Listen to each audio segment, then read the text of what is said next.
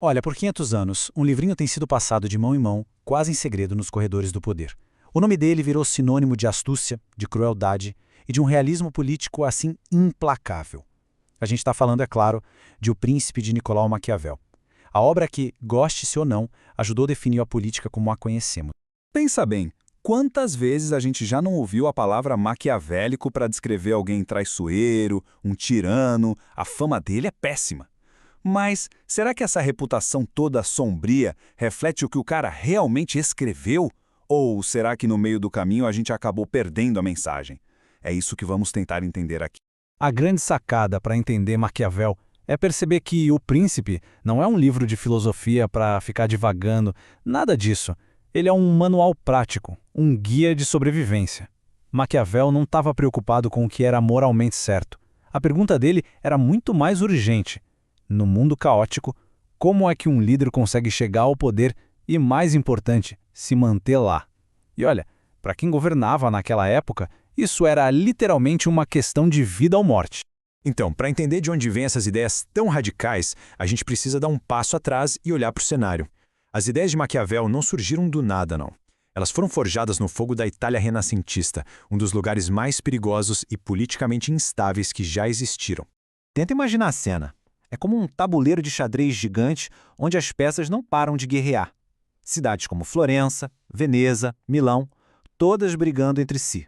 E como se não bastasse, potências como França e Espanha invadindo o tempo todo. Nesse mundo, um erro político não era só perder uma eleição, era perder o seu território e, muito provavelmente, a sua cabeça. E quem era o Maquiavel no meio disso tudo? Bom, ele não era nenhum acadêmico trancado numa torre de marfim. Pelo contrário, ele era um diplomata de alto escalão em Florença, esteve no centro do poder por 14 anos. Só que aí o jogo virou, a família Médici retomou o poder e ele foi expulso. Foi torturado, exilado e escreveu o livro no que ele mesmo chamou de Grande e Contínuo Infortúnio. E aqui está o pulo do gato. O Príncipe não foi escrito para o futuro, para a posteridade. Na real, foi quase uma carta de apresentação, uma tentativa desesperada de conseguir um emprego. Maquiavel dedicou o livro a Lorenzo de Médici, o novo chefe, oferecendo todo o seu conhecimento como se fosse a coisa mais valiosa que ele tinha. Era um jeito de dizer, olha, eu sou útil, me contrata de volta. Ok, vamos mergulhar no centro da teoria dele. Para Maquiavel, o sucesso de um líder era resultado de uma dança constante entre duas forças poderosíssimas. O equilíbrio, ou a falta dele, entre elas, decidia tudo. De um lado, a gente tem a virtude, e cuidado aqui, não tem nada a ver com virtude moral, de ser bonzinho. Para Maquiavel, virtude é a habilidade, é a coragem, a audácia, é a capacidade de um líder impor a sua vontade. E do outro lado, tem a fortuna, que é basicamente a sorte, o acaso, as circunstâncias que ninguém controla. O grande lance para um príncipe é usar a sua virtude para domar os ventos imprevisíveis da fortuna. Maquiavel deixa bem claro como uma coisa depende da outra. Quer dizer, a sorte, a fortuna, pode até te dar uma oportunidade de ouro, mas de que adianta se não tiver um líder com virtude, com a pegada certa para agarrar essa chance? E o contrário também é verdade. Um líder super habilidoso não faz nada se a janela da oportunidade nunca se abrir. É uma via de mão dupla, total. E essa análise nos leva, claro, à parte mais famosa e mais polêmica do livro. Mas antes de chegar na resposta chocante de Maquiavel, a gente precisa entender a visão bem pessimista que ele tinha sobre a natureza humana. Essa é a pergunta de $1 milhão na política, não é mesmo? E aí, amado ou temido? O bom do Maquiavel é que ele não fica em cima do muro, ele vai direto ao ponto. Pois é, Maquiavel não era lá muito otimista sobre nós. Ele via os seres humanos como, no fundo, egoístas interesseiros. O amor que as pessoas têm por um líder é condicional, sabe? Na primeira dificuldade, esse amor já era. E essa premissa bem sombria é a chave para entender todo o resto. E tá aí, a famosa conclusão. O ideal, claro, seria ter os dois, ser amado e temido. Mas como isso é quase impossível, o medo é uma ferramenta muito mais confiável. Por quê? Porque o amor é um laço frágil que as pessoas quebram assim que lhes convém. Já o medo da punição, esse medo nunca vai embora, é uma constante.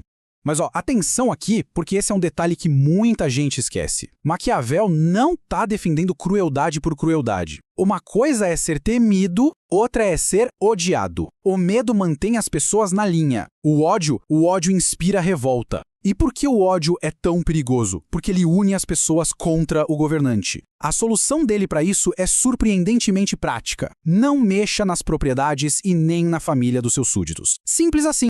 Mas só o medo não era suficiente para sobreviver. Maquiavel usa uma das suas antologias mais poderosas para explicar que um príncipe precisava ter duas naturezas de animal dentro de si. Ele diz que existem duas formas de lutar. A primeira é com as leis, que é o jeito do homem civilizado. Mas, segundo ele, muitas vezes só isso não adianta. Um governante eficaz precisa saber usar a força bruta, a natureza animal, quando a situação pede. A primeira natureza animal é a da raposa.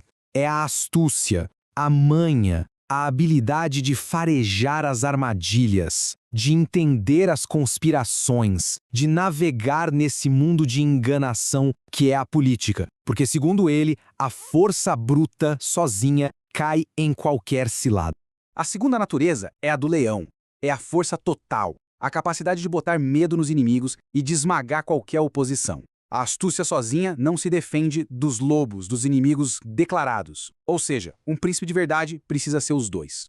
E essa ideia de ser a raposa leva a outro conselho bem chocante. Num mundo onde os seus adversários jogam sujo, ser o único a manter a palavra é pedir para se dar mal. Para Maquiavel, a sobrevivência do Estado está acima de qualquer promessa pessoal. É um cálculo frio, totalmente pragmático. E aqui, Maquiavel soa incrivelmente moderna. Parece que ele está falando de marketing político. Ele sacou o poder da percepção. O que importa não é ser piedoso, fiel ou honesto. O que importa é parecer ser. Um líder precisa estar pronto para agir contra tudo isso nos bastidores. Mas, para o público, a imagem de virtude tem que ser impecável. Então, a gente chega à pergunta, por que esse livrinho escrito por um diplomata desempregado há mais de 500 anos ainda causa tanto fascínio e tanto debate até hoje? No fim das contas, a lição mais radical de Maquiavel talvez seja esta. As regras da moralidade pessoal, do dia a dia, simplesmente não se aplicam ao governo de um Estado. Para proteger o seu povo e garantir a sobrevivência, um líder deve estar disposto a aprender a não ser bom, a sujar as mãos. O bem do Estado se torna a lei maior. E essa é a questão que fica no ar. Será que Maquiavel apenas descreveu o mundo como ele realmente é, tirando toda a maquiagem da política? Ou será que ele, na verdade, deu um manual, uma justificativa perfeita para os tiranos fazerem o que bem entendem? A resposta? Bom, a resposta talvez diga mais sobre o nosso tempo do que sobre o dele.